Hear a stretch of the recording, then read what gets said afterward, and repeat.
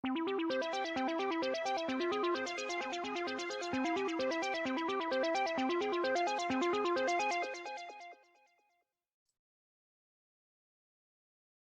so welcome to this presentation on Rahu. And even the sound that I make when I say Rahu, it is a powerful sound, I think, that we can really tune into. Not just for, our personal lives when we have a Rahu experience, when we go through a cycle of Rahu, if you're familiar with those in Indian astrology, or when the transit of Rahu is impacting something in your chart, or generally for everybody, like we had just a few days ago, a couple of days ago actually, on the lunar eclipse with Rahu conjunct the moon. So Rahu, of course, is the north node of the moon, and when it lines up with the sun and moon, there's an eclipse, and it really sort of ramps up the energy and it creates a very powerful dynamic. Now, whether that's used for good or ill is another matter, but it's a power, it's an energy, it's a Shakti, as it's called in Indian astrology. Rahu moon is a Shakti yoga. So it's a very powerful combination. But what I'm going to be speaking about in this presentation is more about Rahu in general, and also moving into the Age of Aquarius and Rahu's link to Aquarius, its rulership, along with Saturn of Aquarius. And this notion of us on the cusp of an Age of Aquarius, or perhaps even having already begun to move into the Age of Aquarius, depending on your opinion. There's many different opinions, which I'll give you a few of. And whether or not that's actually even relevant to be speaking about, the exact date of the beginning of the Age of Aquarius, if that's even, obviously it is on some level. But the first thing I want to just say about Rahu, and this subtitle here, Tomorrow's People Today. Pearl Finn, who was my first astrology teacher in Ireland, she used to always call Rahu tomorrow's people.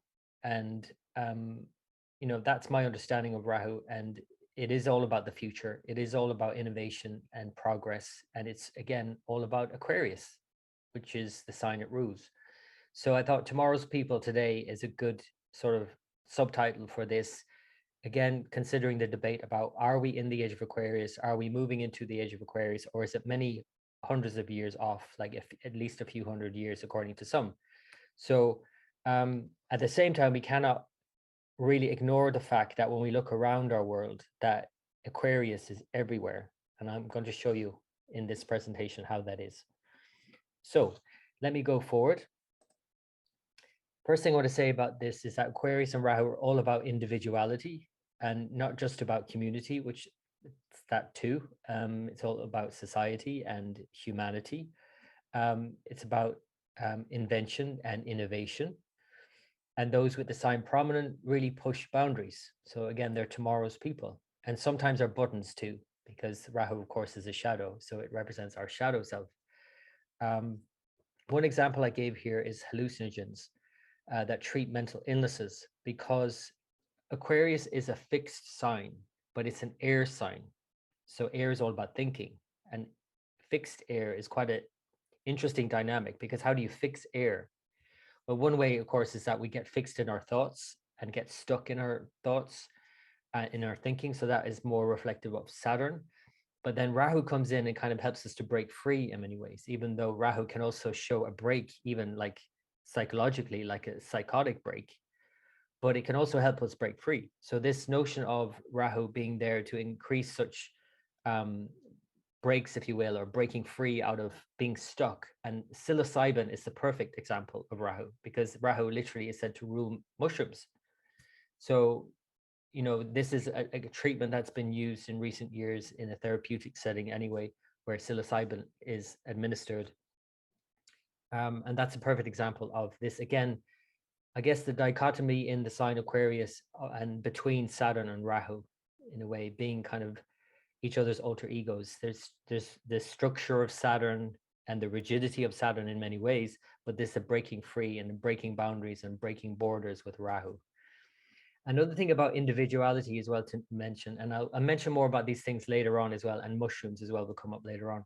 But this thing about individuality, if you know anyone that's prominently Aquarius, like Aquarius rising or lots of planets there, they'll often have this sense of being very much about humanity and causes and society, and but they're not necessarily like one-on-one. They're not, that's not really where they're at. It's not about one-on-one relationships as much as it is about groups. They just love groups and big issues. So this whole, again, this whole dichotomy of the sign. So anyway, who is Rahu? First of all, Rahu. And well, Rahu is, and this two-faced symbol will come in later on as well. Rahu is basically the north node of the moon.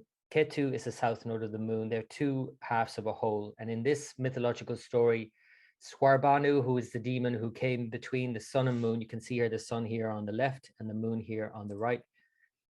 And Vishnu was disguised as Mohini, this beautiful woman who saw this demon, Swarbanu, slip in between the sun and moon at the royal banquet, where they were all drinking the Amrita, the immortal nectar that had been released with the churning of the oceans. So that's the story previous. This story then leads to all of the gods were then partaking in this immortal nectar to become immortal.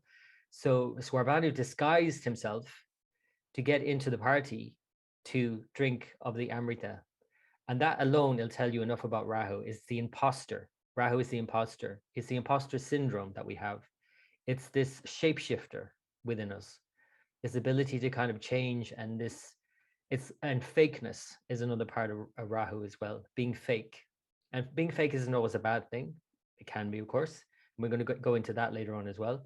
But here he got his head cut off when Vishnu saw this deceit. So the head of Swarbanu became Rahu, the north node of the moon, and the headless body, Ketu, the south node of the moon. And so everything you can imagine about having your head cut off applies to Rahu, being a head floating around and just thinking and being stuck in your head, as people often phrase it, being stuck in your head and almost being detached from your body. And sometimes it can be extreme, like a sense of shock Rahu can bring. It's like you're almost out of your body. Sometimes it can be minor, like a just sense of being too mentally fixated and thinking too much. Wired and tired is a good expression for Rahu, where you're thinking a lot, you exhaust yourself in thinking, but you're still wired, you can't sleep. That's a Rahu type of expression. And it's all opposite to basically being in your body, which is what Ketu is. And the remedy for Rahu is in many ways Ketu, and that is coming into your body, sensing what is happening in your body right now. Whatever about what's going on in your head, you have to express that too. But again, we're all split. There's this notion that we have a part of us that is split. And even in terms of past lives, we're split. Like we don't remember our past lives. So Rahu Ketu ties us into past lives as well. Rahu showing us coming forward to experience something new, to want to create some new something or other. We haven't had it before. We want to have our fill this time. But having no body to satiate creates this, obviously, this insatiable desire and this obsessive desire for more and more and more that just gets more and more unsatisfying. Because like anything that we might indulge, the more you do it, the more actually it dulls it, it numbs it. So it's like if you're addicted to sex, for example, the more sex you have, it's not better, it's worse. The more food, it gets worse. You can't just keep partaking in anything and it to be better. It just gets worse because we just numb everything and we overstimulate ourselves. So all the senses, of course, are in the head. And so this is the problem of Rahu. The problem of Ketu is maybe not thinking at all, which is opposite, which we're not going to go into today. And we're going to see Ketu as the body, as the remedy for thinking too much, where we do need to come into our body and not think so much and feel more. So that's the brief story for Rahu Ketu. Okay, so let me go back to the slides and talk about now the Age of Aquarius. So when is it? When is it likely to happen? Has it happened already? Is it going to take a few hundred years? Lots of different opinions on this. How can we best approach Rahu, though, to get the most out of it? Because we will have to think about this more and more in the coming years and generations to come, while keeping a sense of order and coherence, which Rahu is just not naturally good at, because Aquarius is all about pushing boundaries and innovation. And so it's not about the status quo, it's about breaking up the status quo. And the only reason it uses the status quo is to know the rules of the game so it can break them. So how do we stay balanced in all of that and grounded in all of that? As many people say, grounded. in what is real. And what is real anyway? And we'll talk in a while about hyperreality. And because we're really living in a hyperreality at the moment more than anything. And is this the dawning of the age of Aquarius? So you can see there are more questions that Aquarius and Rahu throws up than anything. But let me give you a few dates. For example, like it could range from anything from 2117 to 2600. That's how wide the range is according to different astrologers on when this age actually begins. But even that range shows that it actually hasn't happened yet exactly. But I'm going to show you why that actually doesn't really matter in a way in terms of we're on the cusp of it.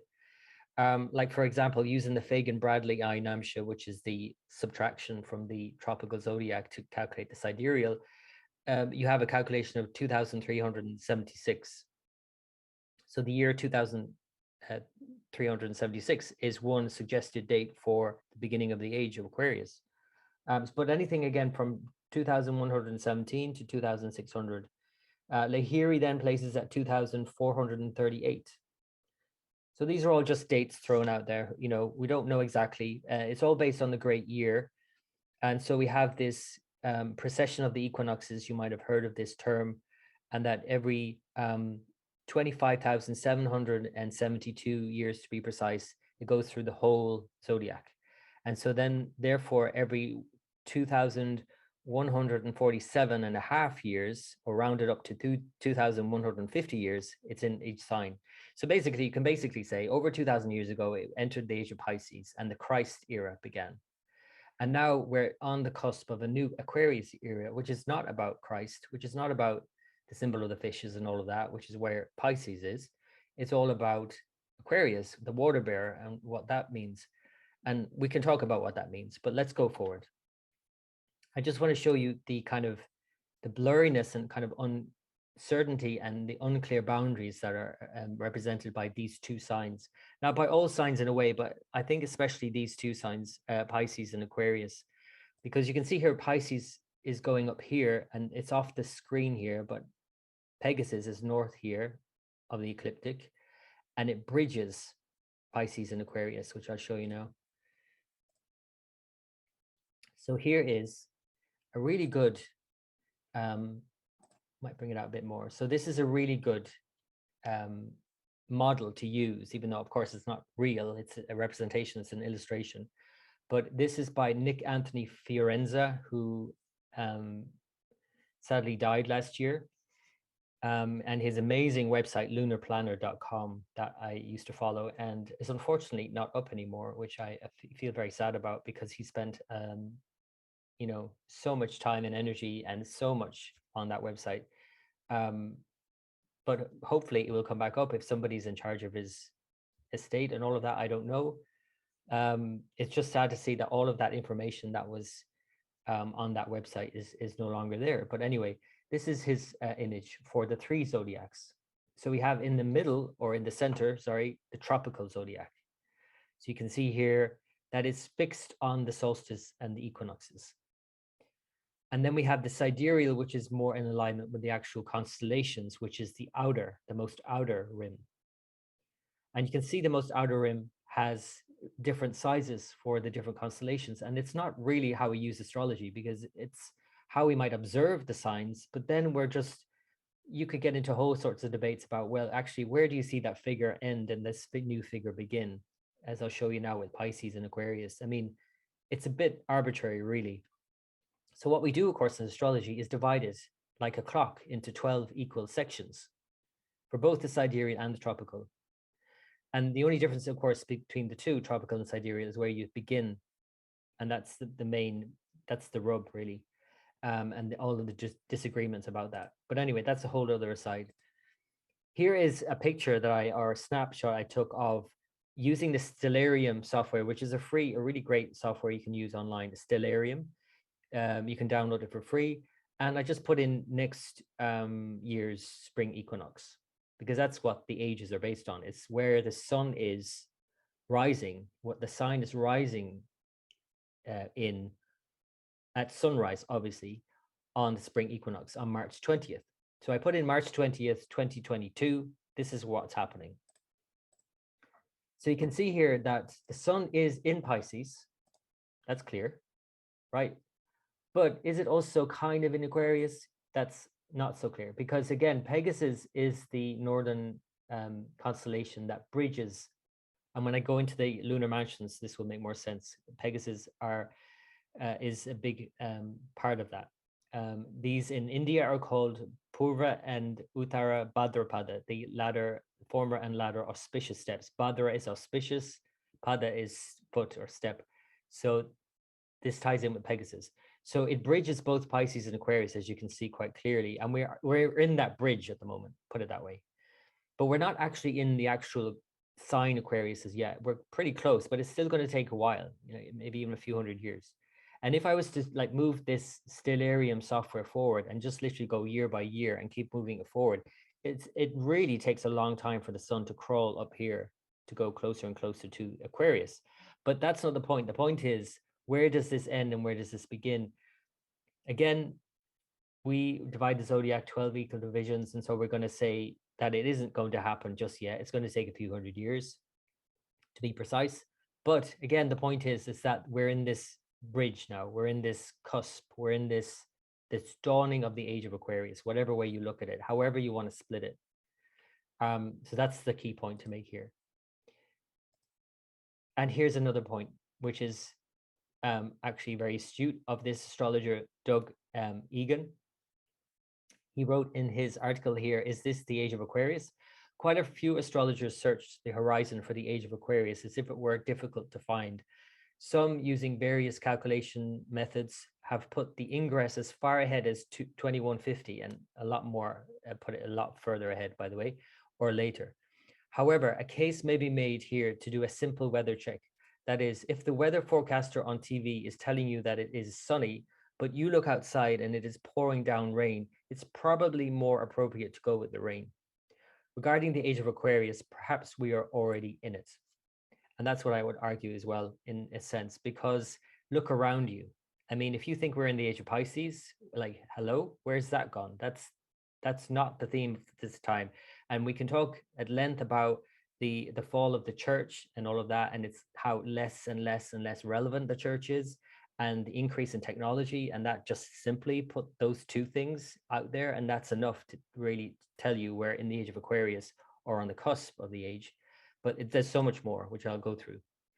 The other thing to say about the age of Aquarius is that unfortunately it's not the kind of warm and fuzzy and hippy dippy sort of the vision that they had in the 70s. And this band, well, this was just a song that they sang, but there definitely was this, because of this song, this band, the Fifth Dimension, sang the Aquarius and Let the Sunshine In as this kind of like new age, which it is a new age, of course, because every age is a new age.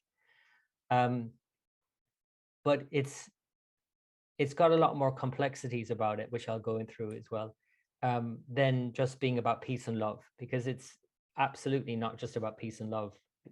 Pisces, in a way, is more about peace and love and, faith and belief. Aquarius is about not believing and trying to prove things to be false. Actually, it's about science, So yes, it's about humanity, though, and it's about society at large, and it's about, instead of the hierarchy, it's about, thinking about everybody's needs. That's true. But there's so many dichotomies in the sign that it creates a lot of disturbances too, and a lot of conflict. It is ruled by the two most malefic planets, according to Indian astrology. Rahu is the most, followed by Saturn. So when you have the most malefic planets ruling Aquarius, it is a time of conflict, more so. It's a time of dealing with issues, for sure, and thinking about the everyman. Absolutely, that's Saturn themes, as opposed to Jupiter and this sort of, again, the hierarchical structures. That's what's falling away. That's what's fallen away, you could say. But it's also about challenging everything. Rahu challenges at every turn, and there's no such sense of peace, really, with Rahu. There is with Saturn, because there's a sense of coming to peace with Saturn, but with Rahu, it's always conflicted.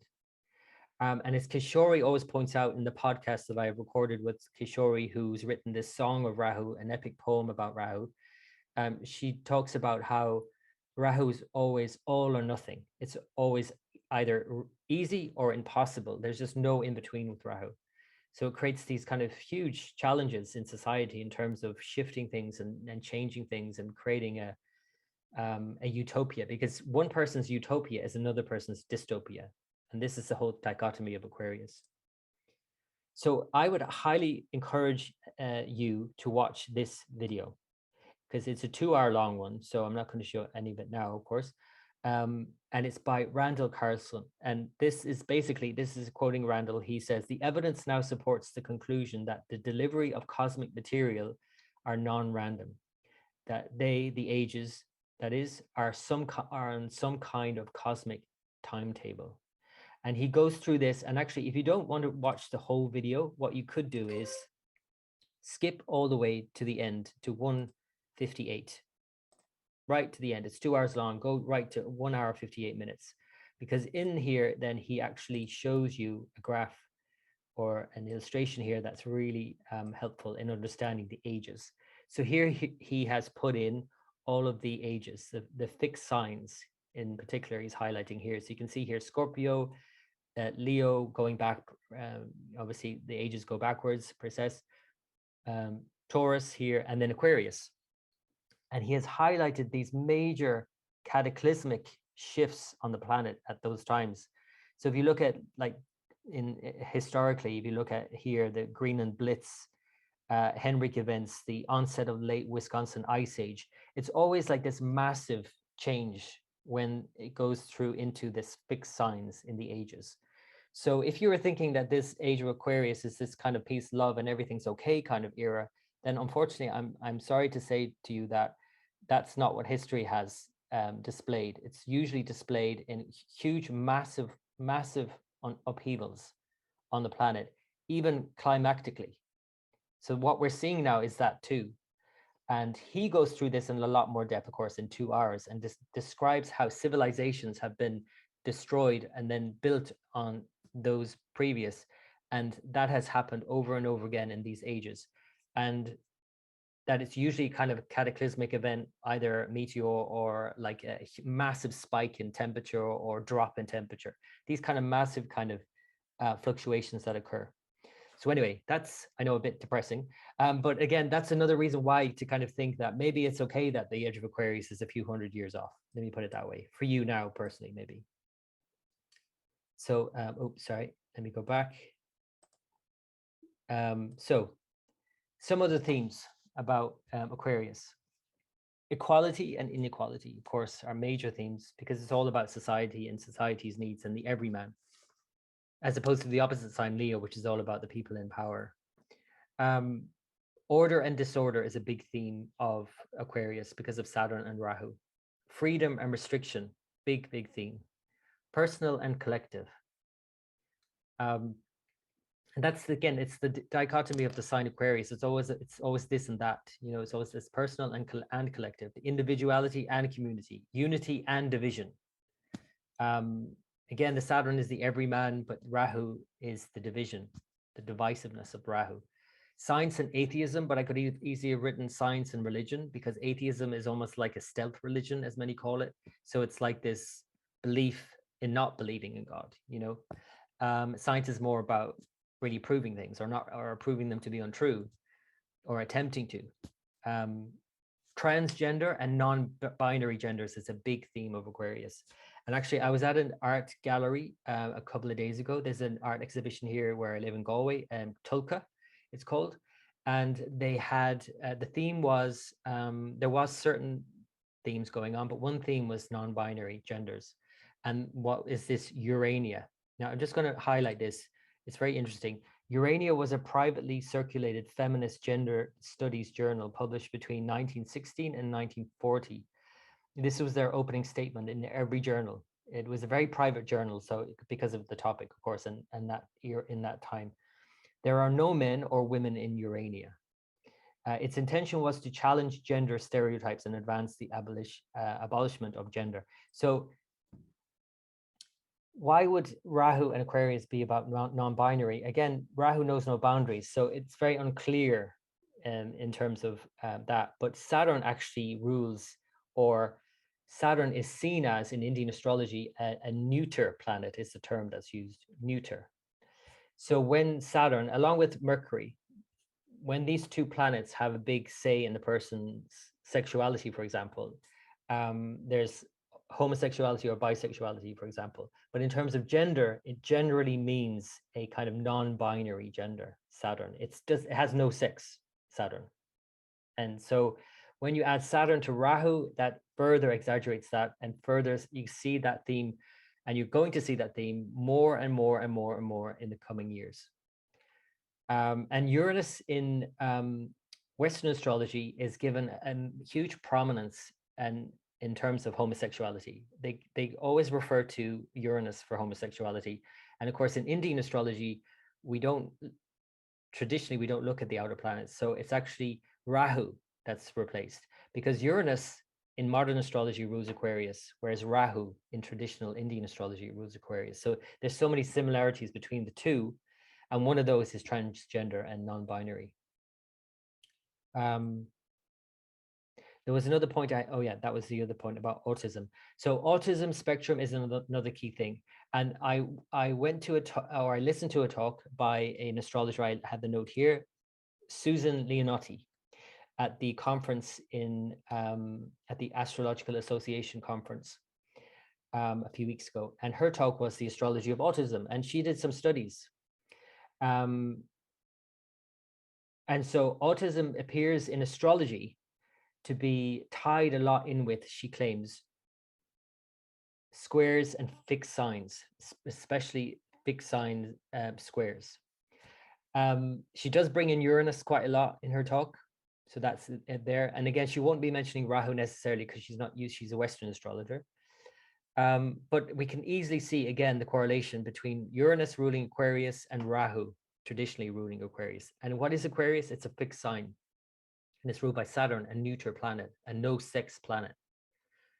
So, sorry, going back to autism, how is that tying with autism? Rahu is about the self. It exaggerates the sense of self more than anything. It emphasizes the self more than anything. And with autism, of course, that is what the word means, from Greek autos, meaning self. It's about autism is about self, being very focused on thyself. And what I understand from autism, which I didn't understand before for many years, and my godson is autistic, and I'm finally understanding what it is actually. I used to always think autism was this sort of, basically it's quite like, it's almost like described as this social awkwardness or something like that, which is so not correct to say, and it's actually really damaging, I think, to the person, because actually what is happening for someone who's autistic is that they actually are so sensitive and socially so sensitive to other people that they have to cut off engagement because it's just too intense for them. And if there's anything we know about Rahu, it's the intensity that it brings, this intense experience that you really have no choice but to kind of pull away and to go into your own world in many ways.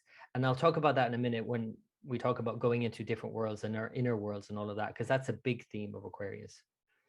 The other theme then is about ADD and ADHD. So this is a study I would love to do because I know that it's something I've observed in charts, but I haven't done an actual study where I see Rahu very prominent in those with ADD or ADHD.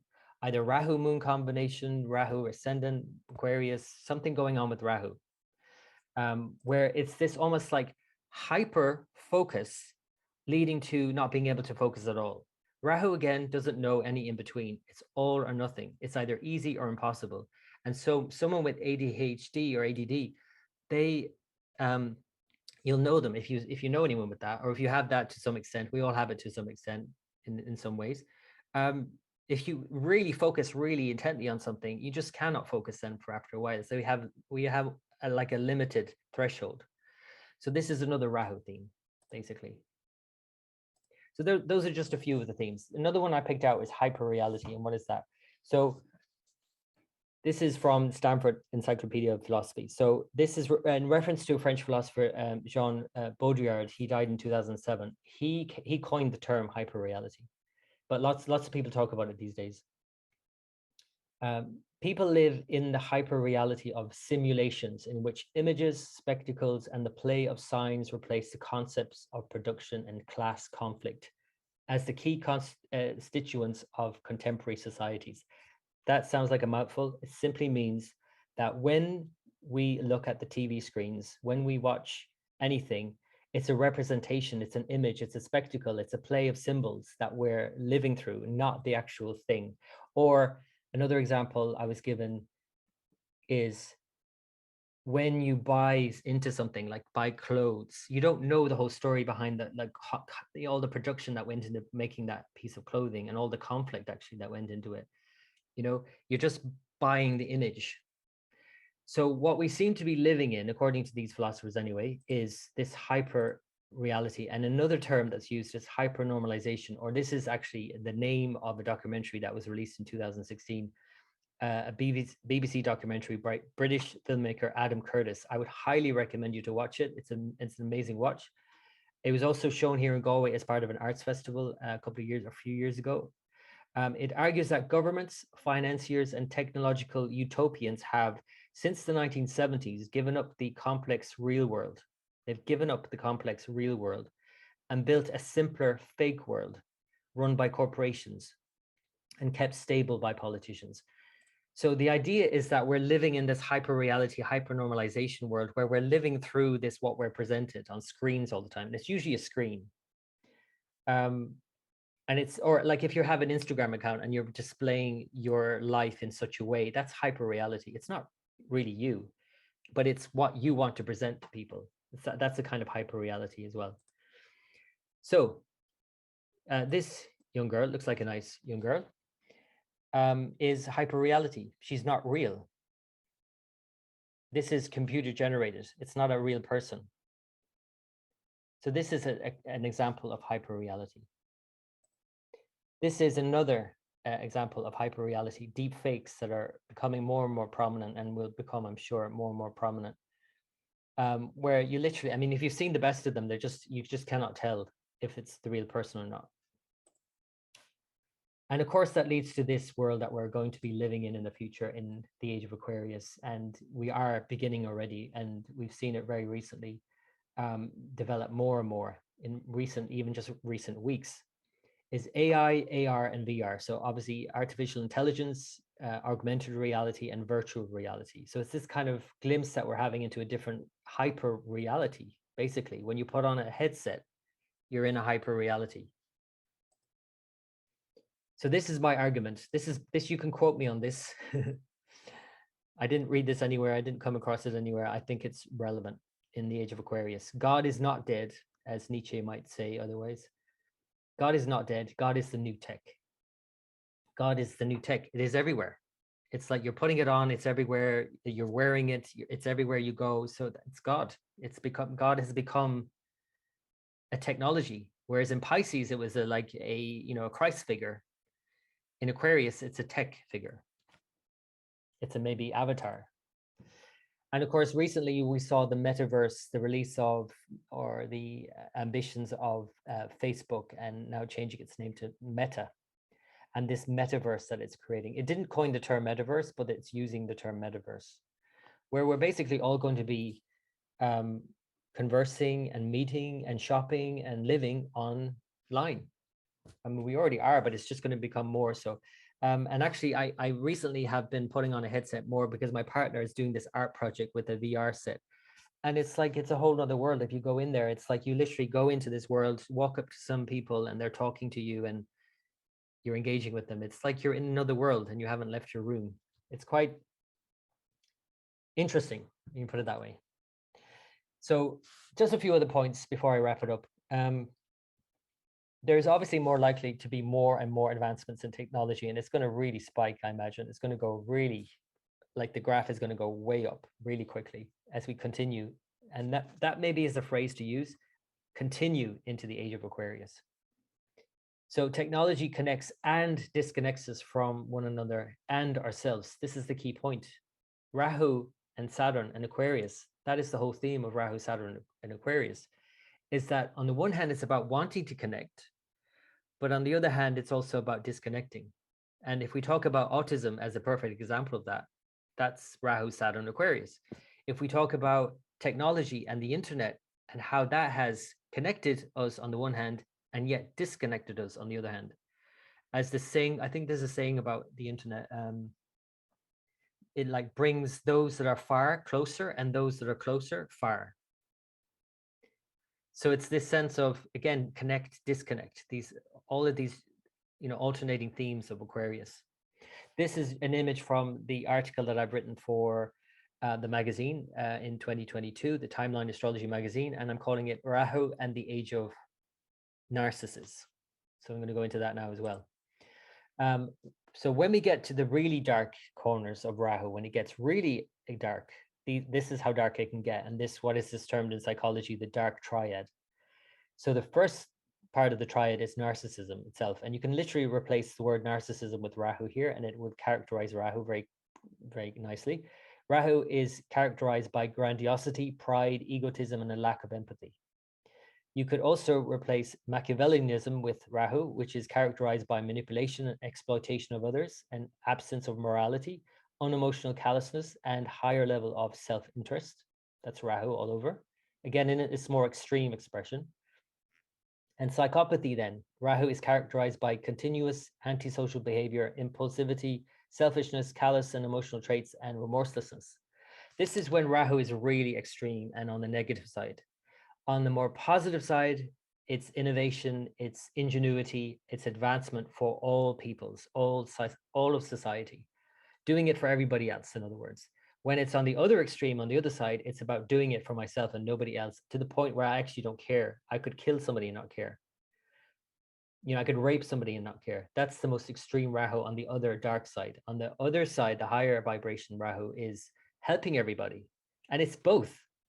Again, Rahu knows no in between. It's always all or nothing. It's easy or impossible. Here's a few other more positive examples. This is one about biohacking.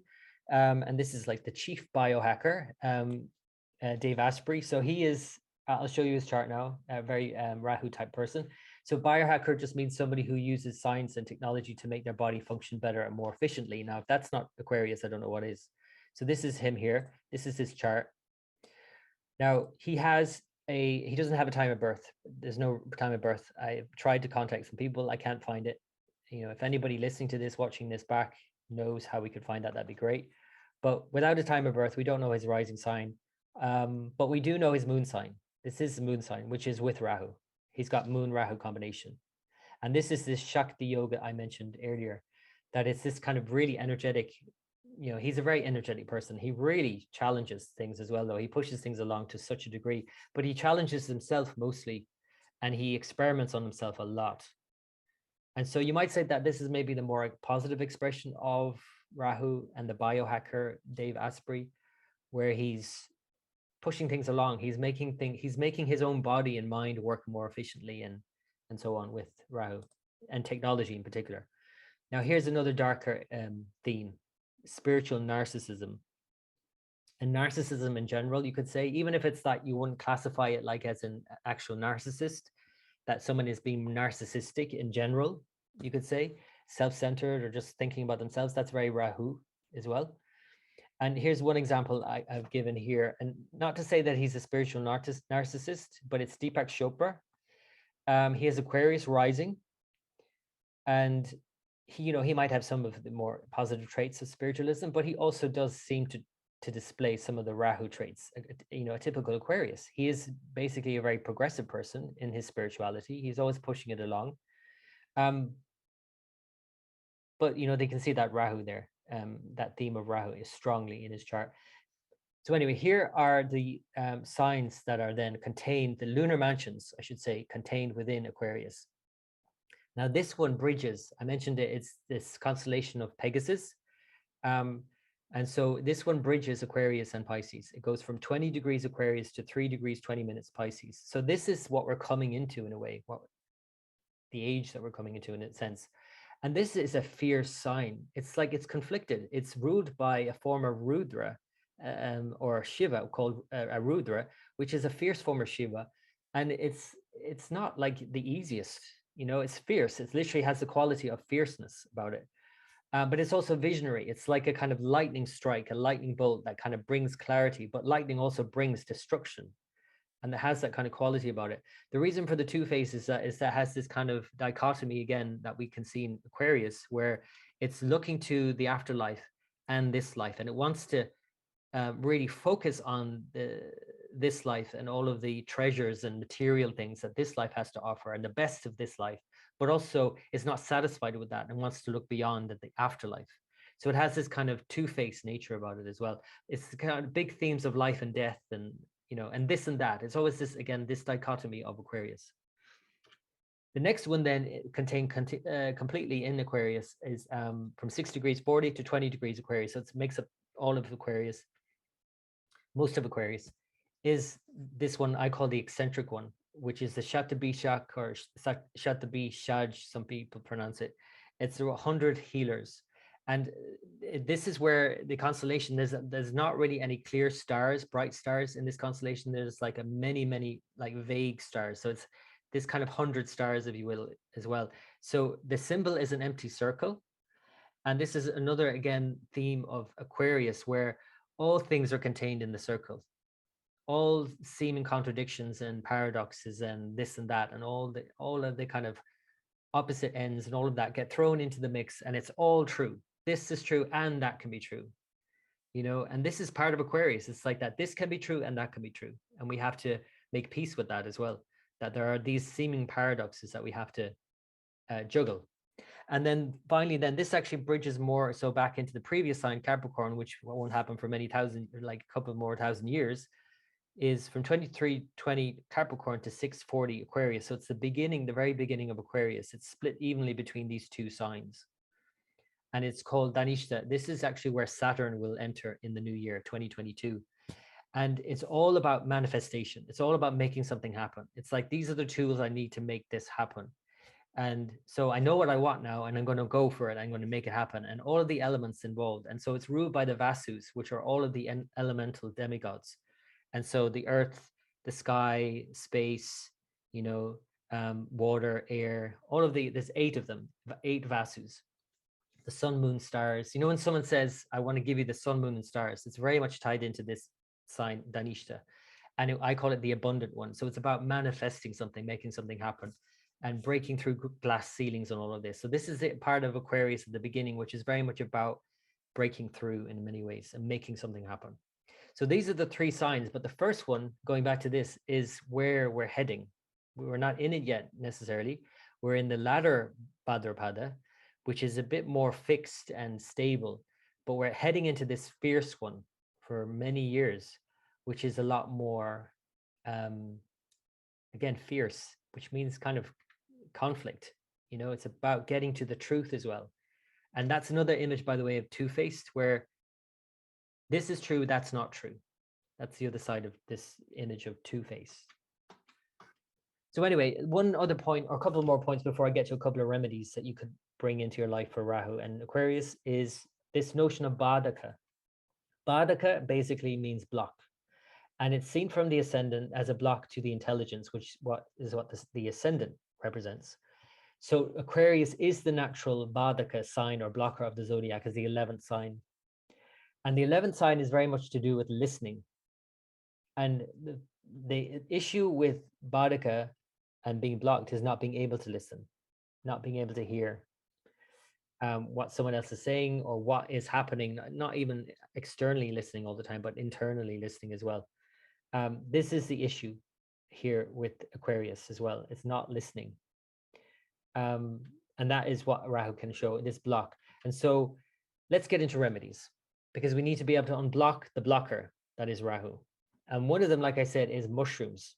Now, I want to just say here, this is an actual image. This is not doctored in any way. This is an actual mushroom.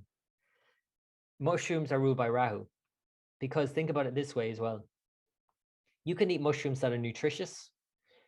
You can eat mushrooms that are medicinal, that cure, or you can eat hallucinogens that make you trip.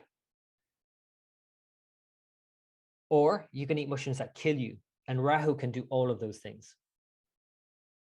It can nourish you, it can kill you. It can make you trip, it can make you seem like everything's unreal, like you're cut off from reality, but it can give you new insights into reality. It's all of the above. And which is it? Of course, it depends on the individual. But mushrooms, I think, are a really important key to the future, I think, in many ways. When you talk about mushrooms in terms of what they can do for humanity, I think, and when you talk about the internet and all of that, a more obvious expression of Aquarius, that's true. But the internet, or I don't even know what it's called, underneath our feet, with the mushroom and the all of that network that's going on underneath the ground, and all that communication that's going on the underground, that's also Rahu, and that connection between everything.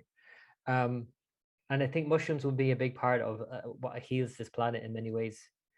Anyway, that's an aside. There's another remedy, an important remedy, a couple of others before I finish up. That is Ganesh, because Ganesh is Ketu. Ketu is opposite to Rahu. It's the south node. Remember, the body without a head. So it's, and remember the story of Ganesh who lost his head. So Ganesh is Ketu. And if you chant for Ganesh, then it can quickly remove blocks and psychological blocks of Rahu. And so Ganesh then has a form in each sign of the zodiac, from Aries to Pisces. And these forms then can be chanted, and then adding the mantra Hum at the end, which is like a fastening, a bolt, and it kind of secures it in place and makes it really powerful to kind of knock anything on the head and clear something. So, for example, you could at the moment, because Rahu's in Taurus and Scorpio is opposite, you could chant this one to help with this current eclipse, for example, with Rahu in Taurus. So Dum Ravanaya Hum would be a good one, for example. But you might have Rahu in Cancer, and opposite Cancer is Capricorn, and so this would be a good one to chant. So depending on wherever you have your Rahu, or make it simpler, wherever you have Ketu, whatever sign it's in, you could chant that mantra. Failing that, you can just chant an easy mantra of Ganesha that you know well.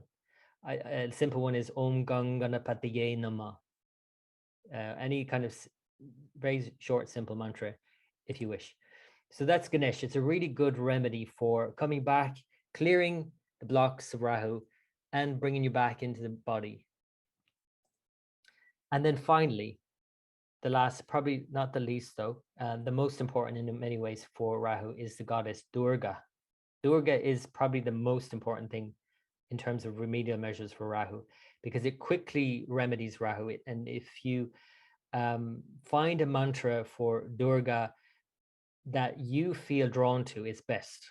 That's what I've been taught, that you need to find a mantra that not necessarily given to you, but that you feel drawn to, that is better for you. So the whole story of this demon, buffalo demon in Hinduism, and this demon then was this shapeshifter, interestingly enough as well. Again, this is Rahu, and was defeated and killed ultimately by Goddess Durga.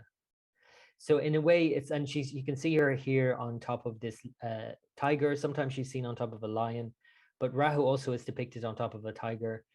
And basically, it's about cutting, through and getting through any kind of psychological block you're having, which is what Rahu can represent, and getting clarity on something. And so this is a really important goddess to propitiate. That's Durga. So folks, that's basically all I have to say on the subject. I want to just highlight the fact that I'm releasing this magazine, Timeline Astrology magazine, the 2022, in January. For patrons, they'll have it in December. And for patrons on the $5 or on the $10 or higher tiers, they'll have the physical copy by the end of December, I'm hoping, fingers crossed. If not, then in January. And I just wanted to play this just to give you a quick sneak peek.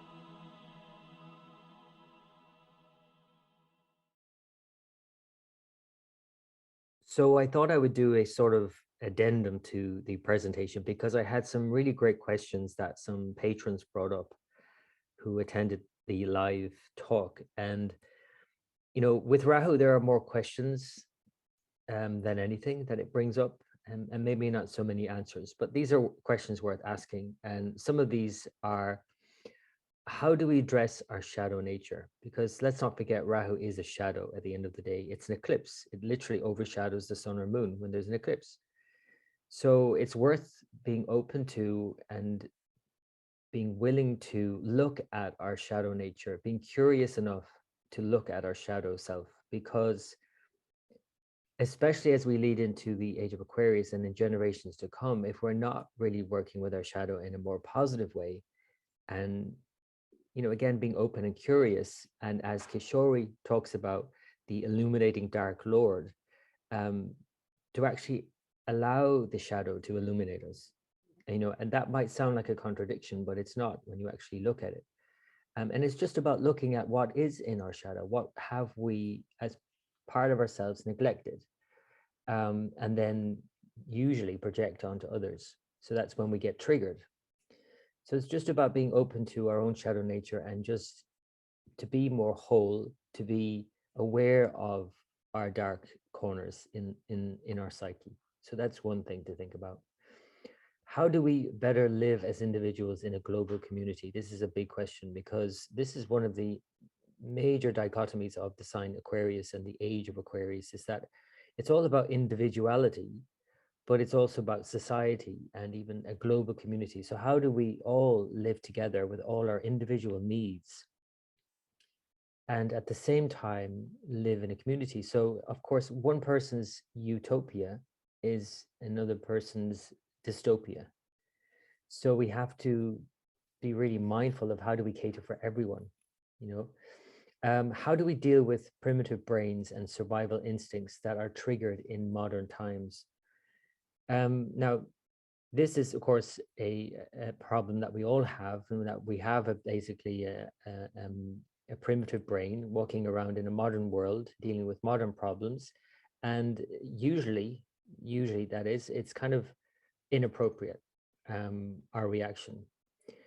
At the same time, we have to do something with it. So if we're like, having a headset on, like a VR headset, and we're doing some gaming and we're in that kind of world where we're shooting things up, we're at least we're getting involved in that in a way. So that may be a more positive spin on it. But if we're watching the news all the time and we're watching what's unfolding around the world at every stage, and looking at what's going on all around the world, and there's always something to see around the world that's devastating. It's horrific, many times, what we're watching. But if you're just sitting and watching that and not doing anything, that's just sitting with you, that it builds up in your system. So it's like this primitive brain isn't just able to handle watching all of these sensory inputs and, again, not doing anything with it. It's like all this stress that's building up, but you're not actually running from something or doing something with that energy. So this is something we'll have to think about more and more and more as the years progress. And generations to come may be more hardwired for that, possibly, but our generation is kind of in this, and generations to come also are in a transition phase where we're not really able to marry the two, I think. Do we need to diagnose and medicate everyone who may be on a spectrum of the many Rahu type conditions? And this is something to think about, because we could place ourselves on all sorts of spectrums of mental illnesses and say, where you're just a little bit anxious, or I may be on the autistic spectrum. Do we need to medicate as soon as we label somebody, whatever it might be? That's just a question to put out there, because the question is, well, why are more and more people being diagnosed with autism? Is it that there's an increase in autism, or is there just an increase in the diagnosis of autism? Is ritual enough to keep the waywardness of Rahu at bay? Because Rahu needs some sort of container, because it can become very chaotic otherwise. All of this kind of innovation and growth and progress can, be great on one hand, but on the other hand, there's nothing to contain it and to organize it. And so that's the last question. Do we need an organization or organizing principle for the chaos? Because previously in, of course, the age of Pisces, or you might say this current age of Pisces, it's all about religion, that organizing principle of religion. Whatever you think about religion and all the different religions, they do organize people and they gather people together in communities. So that's all very organizing. And even in terms of morals and values and all of those things. But when that's taken away, as it will be more and more and more in the coming years and in coming generations, what is there to replace that religion, that organization? So that's just a question. One of the biggest questions, though, that came up that I think I didn't really address properly in the presentation at all, I mean, I kind of skipped over it, let's be honest, is what is spiritual narcissism anyway? Here is an explanation for that. This is an article in the Scientific American, The Science of Spiritual Narcissism.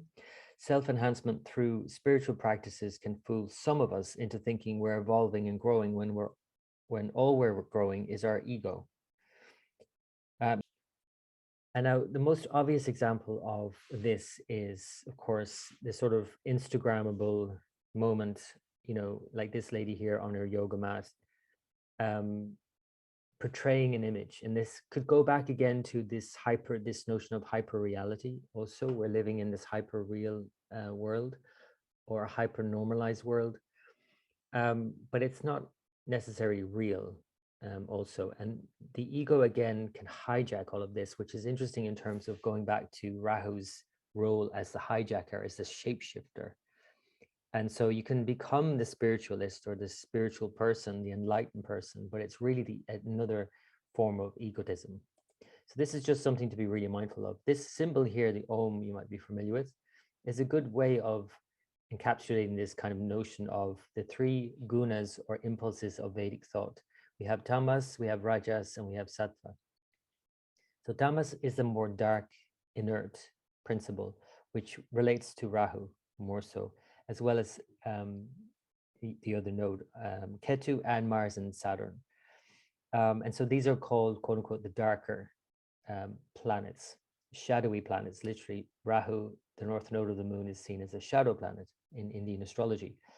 Whereas the Rajas is more agitated and more desirous, and it's more in relation to Mercury and Venus, our desires, and also the mind. So Tamas is more the body and Rajas the mind. But then we have Sattva, the illuminating principle, the balancing, harmonizing principle, which is related to the sun, the moon, and Jupiter, our guiding lights.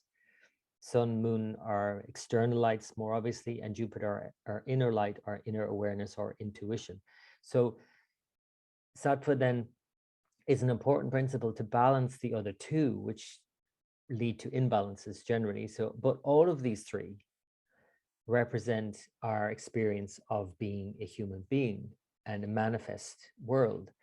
And even Sattva, and this is where the tricky part comes in when spiritual narcissism is at play, because we might become spiritual, but it's still one of the modes of being, and thinking that we are just pure enlightened beings, because this dot on the top here is the spiritual being, is the Brusha. So this is beyond all form. So spirit, I mean, as it suggests, it's spirit, it's not embodied, it's not a physical thing. And the mind has a hard time sort of grasping, you know, all of this, because it's trying to balance the worldly things, physical reality, and the spiritual domain, the spiritual reality. So the mind kind of moves between these two, which is this rajasic sort of turbulent impulse that is very agitated and quite hard to manage, really. So the point of the matter is, even if you are the most spiritual person on the planet, you have a physical body if you're embodied. So you have a body you have to feed and look after and so on and protect, which is a very tamas impulse. And you have desires too, that's rajas. And even though you might be sattva and you might say you're pure sattva, I mean, there's no one that is pure any of these three. To be embodied means that there's an imbalance of these three. And that's what brings you into a physical form, the imbalance of the three. So for you to then become completely pure means being out of your body. It means being completely spiritual, back to spirit, back to your essence nature. So the fact of the matter is, if you are in a physical body and you're not dealing with your shadow, in other words, this can really creep up on you in ways that you cannot really foresee. So unfortunately, not a lot of teachers teach you this when you're first starting out on a spiritual path, but it is one of the pitfalls of the spiritual path. So anyway, that's spiritual narcissism. So let me just finish maybe with a few key words for Rahu to kind of wrap it up and to remind you of what Rahu is, this north node of the moon, the shadow. And it represents shock, trauma, phobias, delusion. It's the shadow self, addiction, obsession, compulsion, insanity, foreign, anything foreign, poisons, chemicals, toxins like lead. Rahu rules lead. Politics, and politics is a big one because I have never ever seen a chart of a politician who didn't have a prominent Rahu. You know, for example, Boris Johnson, the Prime Minister of the UK, has Rahu in the 10th house. Joe Biden has Rahu in the 10th house. And the former President Donald Trump has Rahu in the 10th house. Rahu in the 10th house is very much about seeking power and being in control. Innovation, individuality, technology, ingenuity, chaos, and disorder. So that's Rahu. So strengths. So according to Parashara, Rahu is exalted in Taurus and debilitated in Scorpio. There are different opinions about this. Some astrologers say Rahu is exalted in Gemini, debilitated in Sagittarius. Parashara states Taurus and Scorpio. Taurus is where Rahu is currently transiting. And so even though it's said to do well here, it's exalted, it's more stabilized in a way. It also creates problems because it's exalted. It's very powerful to actually cause more problems. And so what we're seeing around the world, of course, is Taurus problems in terms of supply chains being affected and so on. In Scorpio, it behaves even more malevolently in a way, because when you have a malefic planet like this, which in Indian astrology, Rahu is seen as the most malefic, even above Saturn. When you put it into its debilitation sign, Scorpio, where it's not happy at all, it behaves even more malevolently. So you have an example of Nietzsche, who had Rahu conjunct Moon in his rising sign, Scorpio. I mean, that's quite an obvious, an extreme example of Rahu in Scorpio conjunct the Moon, and we know what happened to Nietzsche. So but there could be any kind of shade of that. This kind of obsessive dark quality gets enhanced when Rahu is in Scorpio. When it's in Taurus, it wants to exaggerate all the pleasures and comforts of life. It does also create blocks to them. As I mentioned, Rahu is the #1 blocker in the chart. But it creates this desire for stability and all of that too. So there's some many great traits of Rahu in Taurus. Rahu is strongest in houses 3, 6, 10, and 11. These are called the Upachaya, or places of improvement. And Rahu is suited to these because, of course, it's future orientated. And so these houses, 3rd, 6th, 10th, and 11th, are about improvement. So that suggests the future. It moves things forward, Rahu, whether we like it or not. So in any of these houses, 3rd house is very much about selfishness and what we want to go for. 6th house is about making improvements. 10th house is about being successful. 11th house about gains. You can see how Rahu in these houses would do well. The direction that Rahu rules is the southwest direction. So if you ever travel in that direction, you're strengthening Rahu, whether you will like it or not.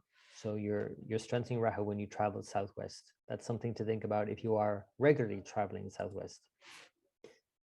In terms of the mind or body, Rahu is Vata, airy, according to Ayurveda. It's toxic, which is tamas in nature. So toxic air. This can literally be external air like pollution, or internal toxic air as it observed in Ayurveda. So this creates all sorts of havoc in the system, because air actually is the element that has more classifications for disease than any of the elements. So we have air having 80 classifications for disease, fire only 40, and water only 20. So obviously with air, with Rahu, and with Saturn, we need to be very mindful of keeping the air element in balance. And with Rahu, it can so easily go out of balance. With Saturn, it can too, but Rahu creates even further exaggerations and distortions and aggravations of Vata. So Parashara describes Rahu along with Ketu as having a blue body, is windy in temperament. So again, this airy nature. It is likened to Saturn in many ways, both representing the air element, yet it is like Saturn's alter ego. So if Saturn is form and structure, Rahu is formless and structureless and chaotic. Rahu rules the hands, mouth, lips, ears, and extrasensory functions. So it brings these great deep insights and new perspectives on things. This is what eclipses do for us. But at the same time, we might actually be out of touch with the reality, which is the issue with Rahu. So a couple of antidotes before I wrap it up that I think are worth mentioning in terms of the planets. So one of those is Jupiter. It's a key antidote to the poisons of Rahu, the poisons in the mind or literal poison. So Jupiter is about having clarity. So Jupiter is an antidote for Rahu, promoting generosity, charity, purpose, clarity, order, and organization. So these this counteracts the greed, uncertainty, and disorder of Rahu. So basically, if you want something, the easiest way to get it is to help someone else get it, to be generous with your time and your energy and your money, and to give to those who are actually having mental illnesses, for example, to give to those who are less fortunate or the outcasts or seen as outcasts in society. These are the Rahu type of people. So if you help people in those situations, you help yourself. If you want to become wealthy, you help people to become wealthy. Whatever Rahu is doing for you in your chart, wherever it's placed, you can do the thing for Rahu, for others, because it helps you in a way turn it around, because otherwise Rahu is just going to show your greed for something, which actually cuts the flow off. So wherever Rahu is in your chart, you're going to be very, very greedy for that thing. You're going to be even maybe obsessive about that thing. And the problem of that, of course, is that when you obsess about anything, you actually cut off the flow. And if you use up all of the resources, you also cut off the flow. So to give back is a really important part of the remedy for Rahu, which is what Jupiter represents. It's about giving. So Rahu may give you the desire for something, but it blocks it too by cutting off the flow. So this is because of greed, which eventually leads to losses. The example I give here is like a business owner who takes on one business too many before going bankrupt. And then Saturn as antidote, which is seldom thought about, but it actually does also antidote in a way Rahu, or at least grounds Rahu, if we could say it that way. So you can look to where Saturn is in your chart to help ground the energy of Rahu, because it brings a reality into your life that you can deal with more easily, whereas Rahu is this kind of unreality. Breathing exercises and breath awareness in general can help with the waywardness of Rahu as well, because again, Saturn rules the air element. So this is one very simple practice you can do to help balance and alleviate any Rahu type problems, any fluctuations of the mind. And that is called Nadi Shodhana. So this is called the alternate nostril breathing, which can help balance the breath and cleanse the psychic channels. That's literally what Nadi Shodhana means. Nadis are the channels, and Shodhana is a cleanse. So basically, all you have to do is breathe through your alternate nostrils. So you could start by breathing in through your left nostril. I like to breathe in through the left and then imagine the air moving up to the third eye. The third eye is ruled by Jupiter, according to many astrologers. Again, a balancing point. And then you breathe out through your right. So you breathe in through your left, out through your right. And then you breathe in through your right and then out through your left. And that's seen as one round. And you do this if you wish to look it up online, if you have a teacher that can teach you it. You do this in many different ways, with many different breath holds and many different timings and rhythms and all of that. And, generally it's good to start slow with any of these breathing exercises. Initially you would be using your hand, so you'd be using a mudra, and you'd be placing your thumb and finger to close the nostrils gently, the opposite nostril as you breathe in. But eventually you might even be able to do it without your mudra and your hand involved at all. You're just visualizing the breath moving in through your left, out through your right, then in through the right, out through the left, and continuing that in that sequence. So it's a very effective remedy. You can look it up, Nadi Shodhana. It's a really effective remedy and a simple remedy to do for Rahu. So that is it. That's Rahu in a nutshell, in a way. If you'd like more on me, you can go to my website, timelineastrology.com. If you would like to become a patron and go deeper with the astrology, I do daily forecasts, monthly presentations like this on the transits, as well as these types of presentations for patrons where we have a Q&A afterwards and discuss all of these topics. So you can go to patreon.com/timelineastrology. Okay, so thank you for listening all the way through to the end here, and until next time.